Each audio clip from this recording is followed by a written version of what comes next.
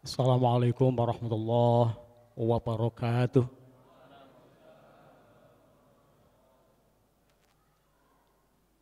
Bismillahirrahmanirrahim.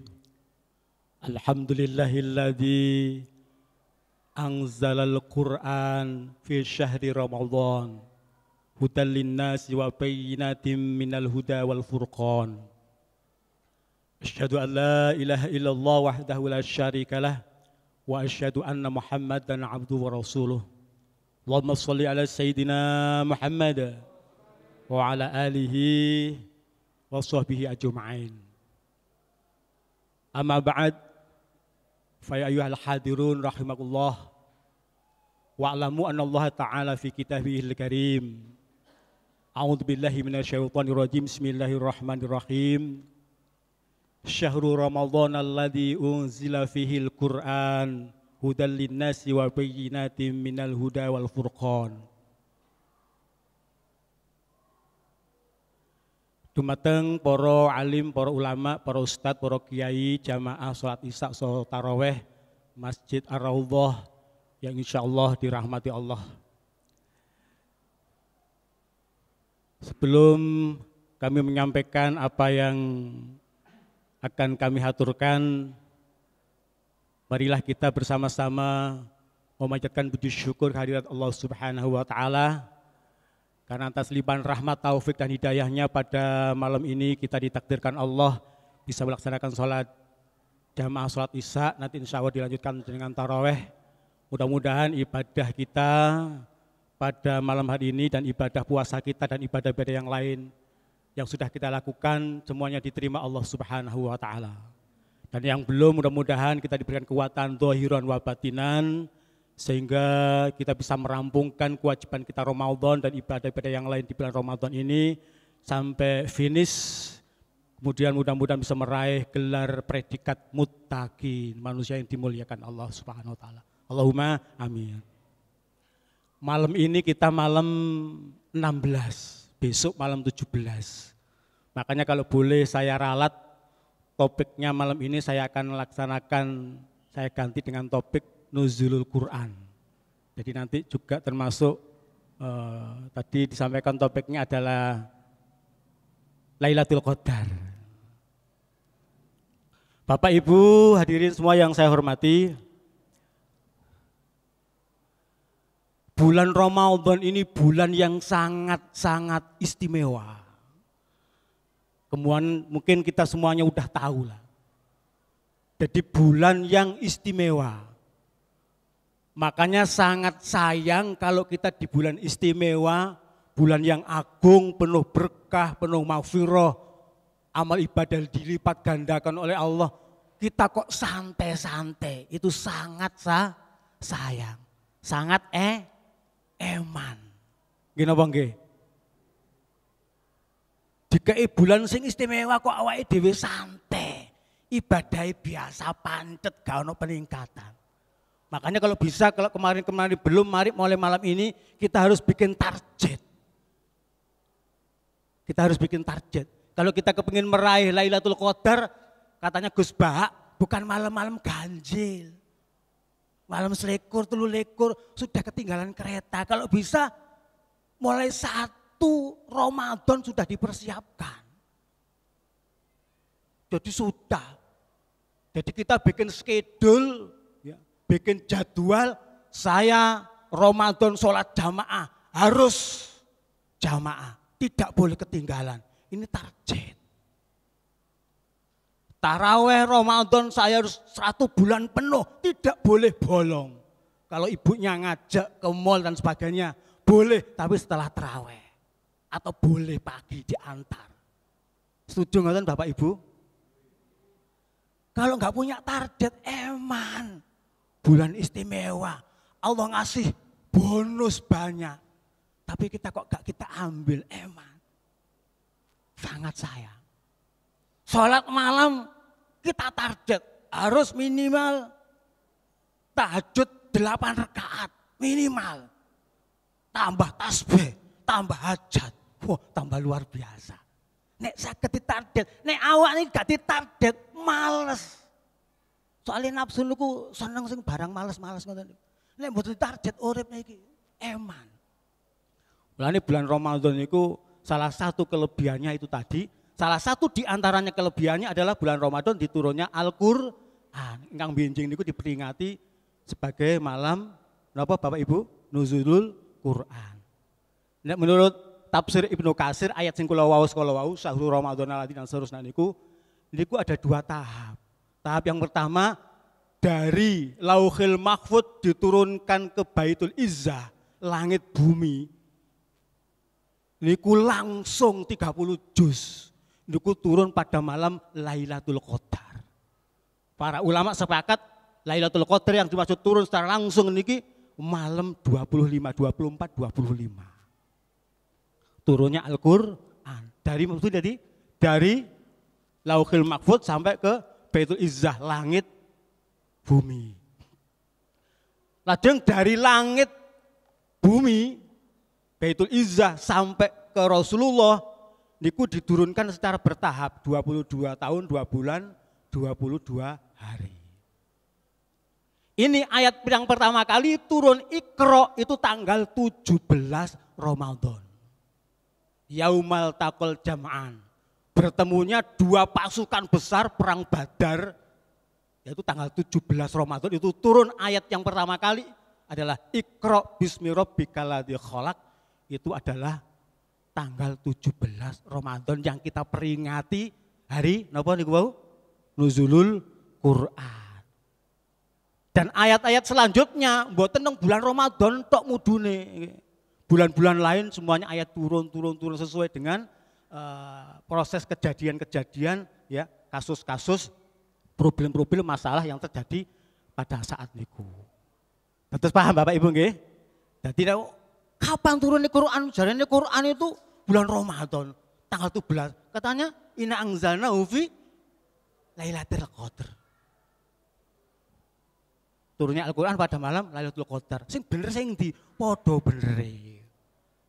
Yang jadi masalah sekarang kita sebagai umat Islam harus yakin bahwa Al-Quran itu sudah didesain oleh Allah sebagai kurikulum umat manusia.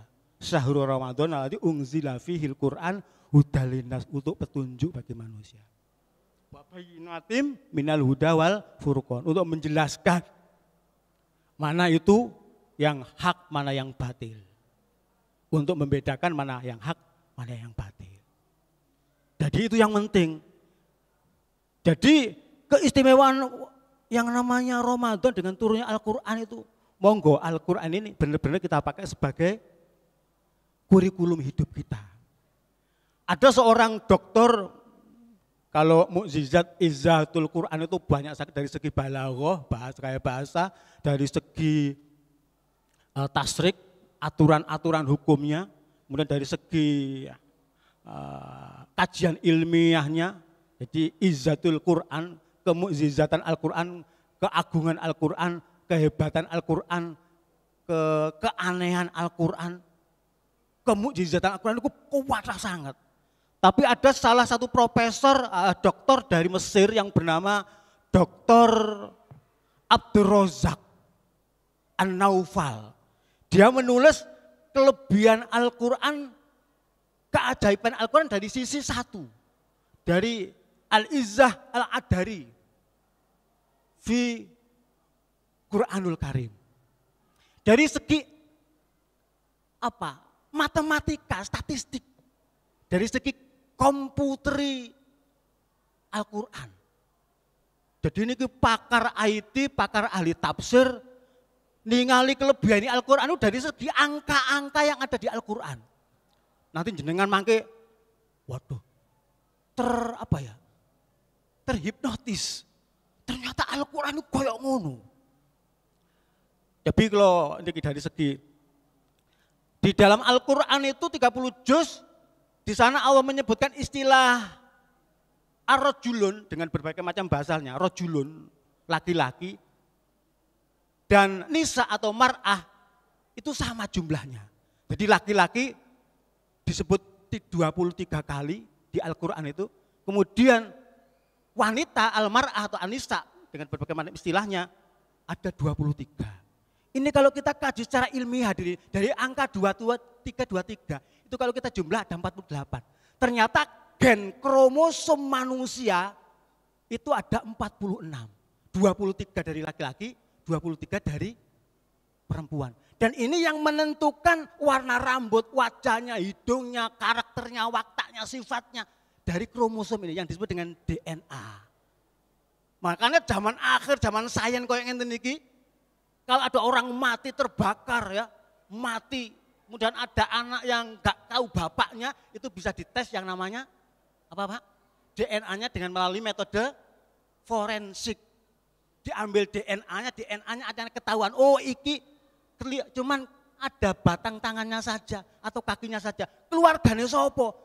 Dites DNA-nya ternyata bisa ketemu, oh ini keluarganya si A. Kalau ada anak nggak tahu bapaknya sopo, dites DNA-nya tahu, oh ini anaknya si A. Itu dari kromosom. Ternyata sudah dijelaskan oleh Allah, disebut gen kromosomnya tadi dari laki-laki disebut 23, perempuan 23. Subhanallah, ini luar biasa Bapak. Jadi Al-Quran itu didesain oleh Allah dari angka-angkanya termasuk mengandung mukjizat yang luar biasa.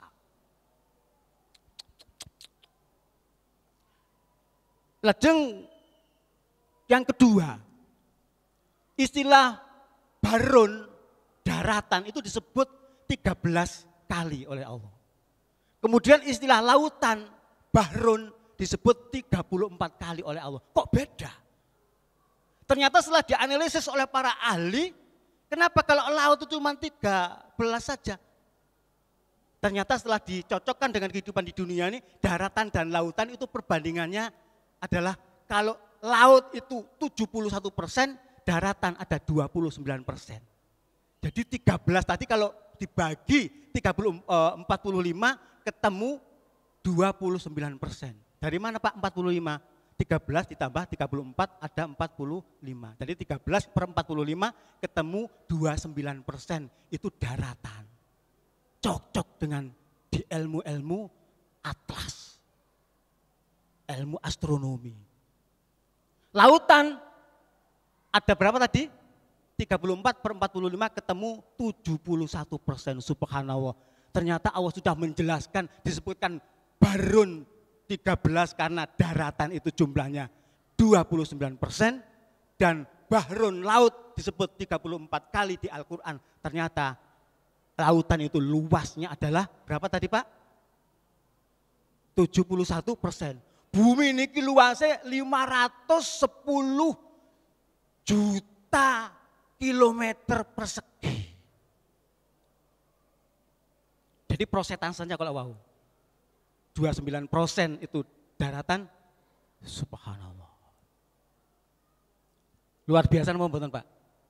Luar biasa napa mboten? Pun sing enteng-enteng sak niki. Niki tadi Dr. Abdul Razak. Sing enteng-enteng mawon. Istilah yaum itu hari.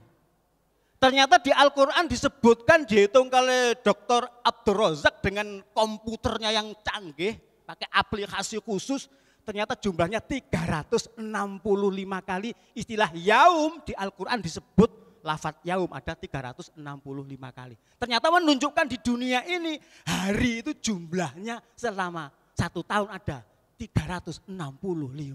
Subhanallah. Ini bukan kebetulan Bapak Ibu. Inilah rahasia desain Allah. Kenapa? Allah menyebutkan istilah yaum lafadznya ada 365.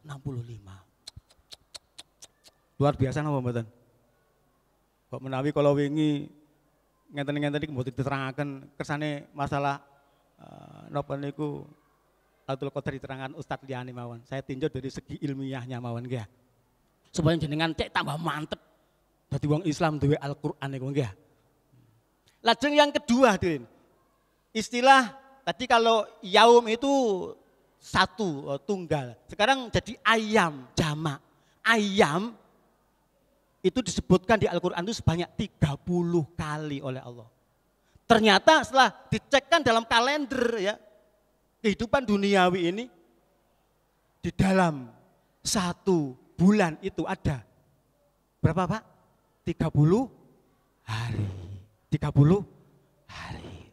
Rata-rata 30 hari. Kalau Hijriah ada 29 atau 30. Kalau Masehi ada 30 ada. Kemudian